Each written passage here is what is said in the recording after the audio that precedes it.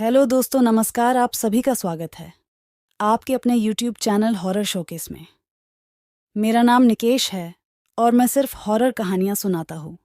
अगर आपके पास भी ऐसी डरावनी कहानियाँ हैं तो आप मुझे कमेंट करके बता सकते हैं या फिर फेसबुक, इंस्टा, व्हाट्सएप, टेलीग्राम पे भी बता सकते हैं। तो चलिए शुरू करते हैं आज की हॉरर स्टोरी को एक छोटे से इंट्रो के साथ।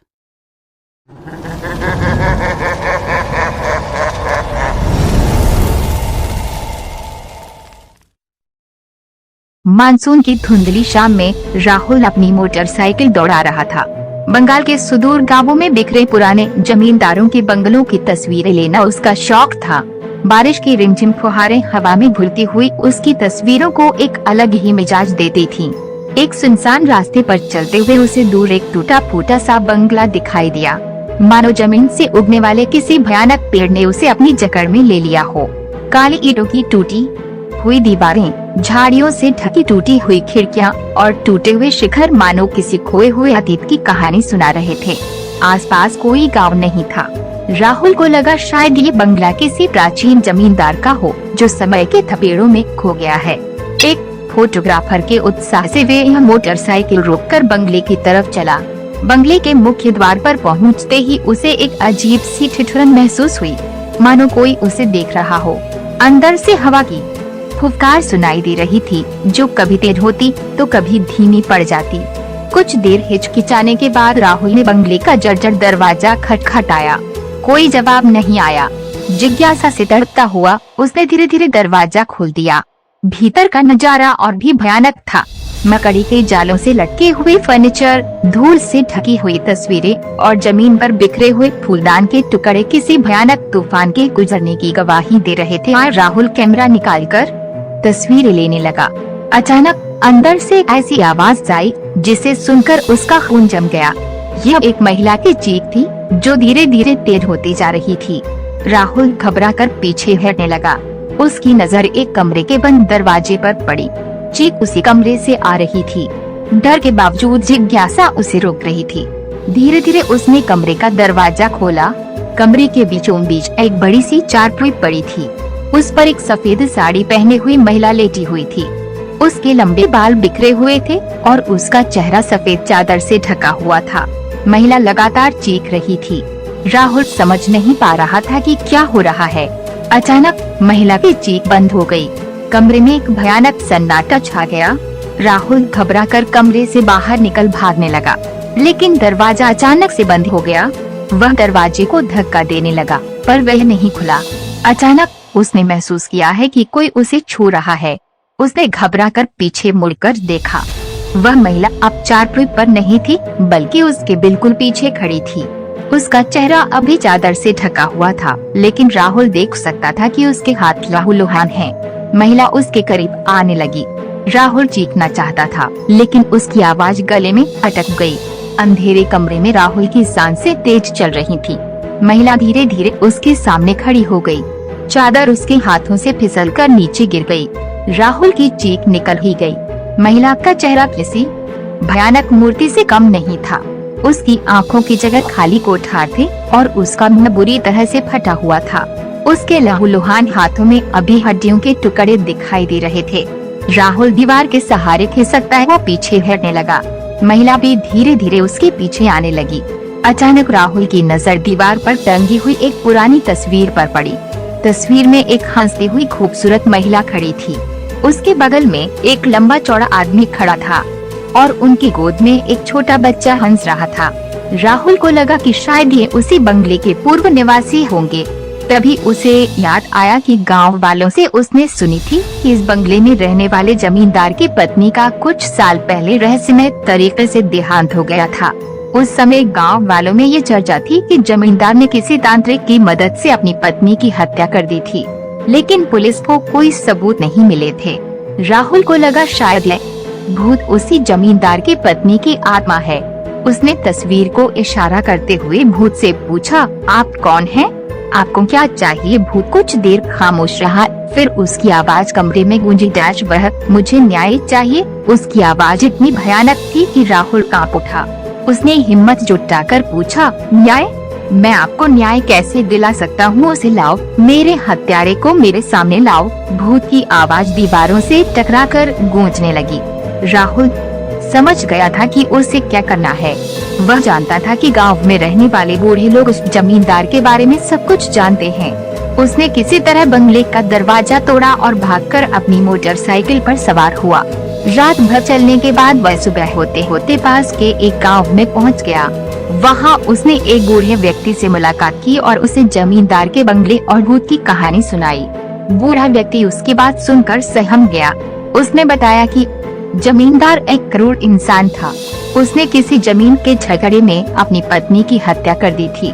गांव वालों को भी ये बात पता थी, लेकिन कोई सबूत न होने के कारण वे कुछ नहीं कर सके थे।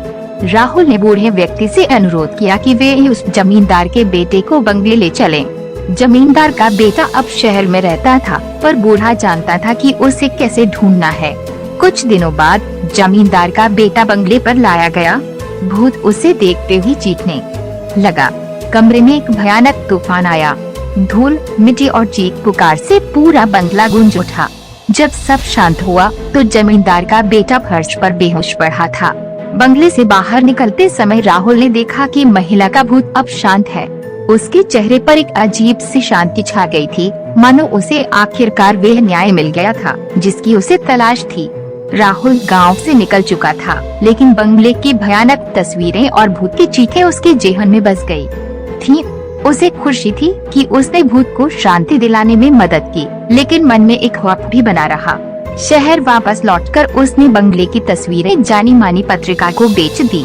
तस्वीरें इतनी भयानक और सनसनाहट पैदा करने वाली थी है कि पत्रिका में छपते ही तहलका मच गया। राहुल रातों रात फेमस हो गया। उसे टीवी शो और इंटरव्यू के लिए बुलावे आने लगे, लेकिन शोहरत के साथ ही उसे एक अजीब सी बेचैनी भी सताने लगी। हर रात उसे सपने में वह भूत आता, कभी खामोश खड़ा रहता तो कभी चीखता हुआ उसका पीछा करता। नींद में भी उसे बंगले की भयानक हवा और धूल मिट्टी महसूस होती। एक रात उसने सपना देखा कि भूत उसके सामने खड़ा है और कह रहा है, तूने मुझे तो शांति दिला दी, लेकिन उसे नहीं। राहुल चौंक कर उठा, पसीने से तरबतर था। उसे समझ नहीं आ रहा था कि ये सपना है या कोई भ्रम। कुछ दिनों बाद उसे एक अज्ञात नंबर से फोन आया। फोन करने वाले की आवाज धीमी और डरी हुई थी। उसने राहुल से कहा कि वे उस बंगले के बारे में कुछ न छापे, कुछ न कहे। वह आवाज बार बार कह रही थी, वह शांत नहीं है, वह अभी भी बदला लेना चाहता है। राहुल घबरा गया। उसे समझ नहीं आ रहा था कि क्या हो रहा है। क्या ये सब उसका वहम है या फिर भूत का कोई खेल? उसने फैसला किया कि वे उस बंगले के बारे में और नहीं जानना चाहता। न ही किसी शो में जाना चाहता है, न ही इंटरव्यू देना चाहता है। वह अपनी शांत जिंदगी वापस चाहता था, लेकिन लगता है कि भाग्य का उसे कुछ और ही मंजूर था। एक दिन सुबह की खबरों में उसने सुना कि उस बंगले के पास जमींदार के बेटे की लाश मिली है। पुलिस को कोई सुराग नहीं मिला था। राहुल का दिल बैठ गया। उसे लगा कि शायद ये भूत का ही काम है। उसने किसी को कुछ नहीं बताया, लेकिन उसे पता था कि ये भयावह कहानी अभी खत्म नहीं हुई है। शायद भूत का बदला पूरा नहीं हुआ है। शायद उसे अभी किसी और से न्याय चाहिए, और राहुल किसी अनजाने तरीके से अब भी उस भयानक कहानी का हिस्सा बना हुआ है। कभी कभी रात के सन्नाटे में उसे लगता है कि उसे दूर से एक चीख सुनाई दे रही है, एक ऐसी चीख जो उसे वापस उस टूटे हुए सपनों के आशियाने डैश कुटिया की ओर खींच रही है। राहुल को रातों की नींद हराम हो चुकी थी। वह हर पल उस भयानक चीख को सुनने का खौफ में जी रहा था, मगर एक पत्रकार के तौर पर जिज्ञासा उसे तिलमिला रही थी। क्या वाकई भूत का बदला पूरा नहीं हुआ था? क्या वह अभी भी जमींदार की किसी और रिश्तेदार से बदला लेना चाहता था? एक रात उसने एक फैसला किया। वह वापस उस गांव जाएगा, बूढ़े आदमी से बात करेगा और जमींदार के पूरे परिवार के बारे में जानकारी हासिल करेगा। शायद इससे कोई सुराग मिल सके। सुबह होते ही राहुल गाड़ी लेकर निकल पड़ा। गांव पहुंचते ही उसने सीधे बूढ़े आदमी के घर का रुख किया। बूढ़ा उसे देखकर चौंक गया।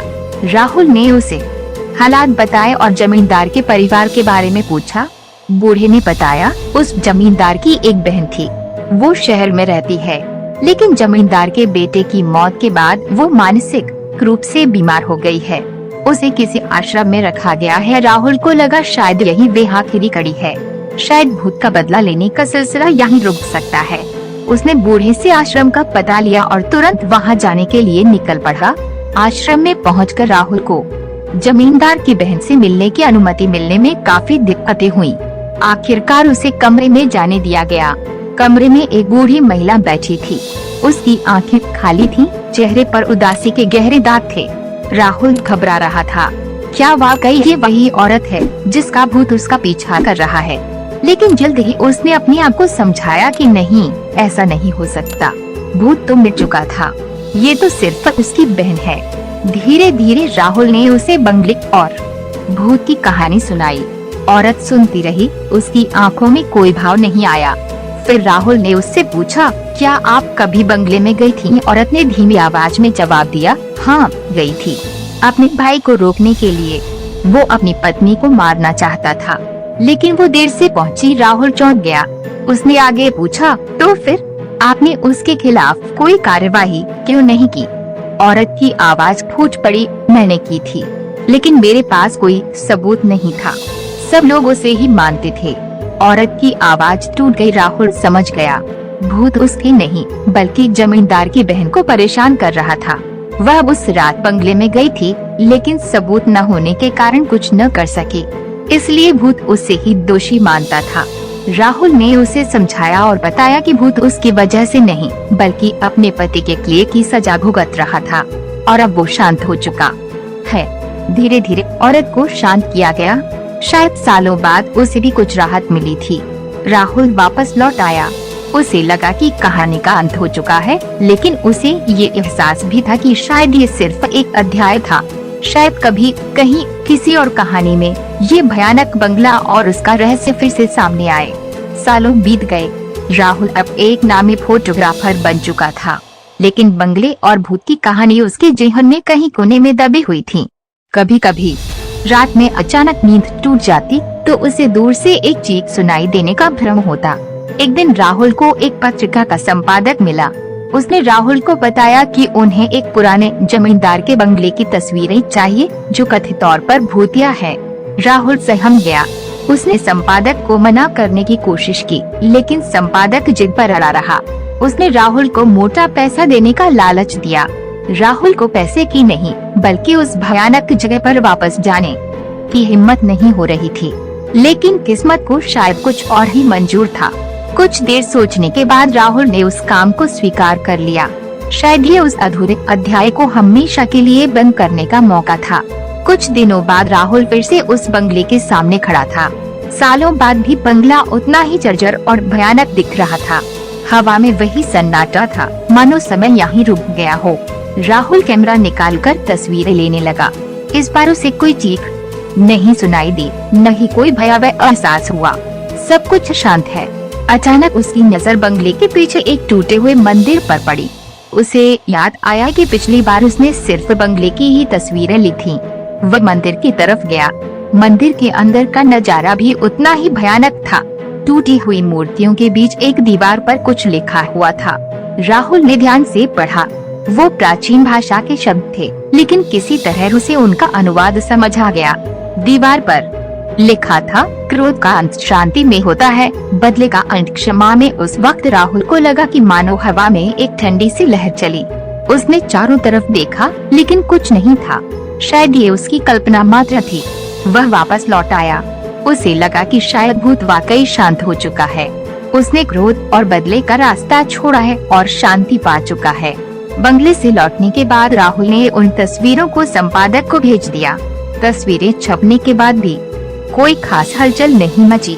वो किसी और भूतिया कहानी की तरह होगी। राहुल को लगा कि शायद ये बेहतर ही है। ये कहानी अब दफन हो जाए, लोगों के जेहन से मिट जाए। लेकिन कुछ महीनों बाद राहुल को एक और पत्र मिला। वो उसी गांव के बूढ़े आदमी का था। पत्र में लिखा था कि बंगला ढह गया है। उसके मलबे में से एक सोने का हार निकला है। पत्र में आगे लिखा था कि गांव वालों का मानना है कि ये हार उसी जमींदार की पत्नी का है जो सालों पहले मारी गई थी। शायद भूत ने ये हार उसी जगह छिपा कर रखा था जहां उसे शांति मिली। राहुल कुछ देर पत्र पढ़ता रहा। उसे लगा कि शायद ये कहानी का असली अंत है।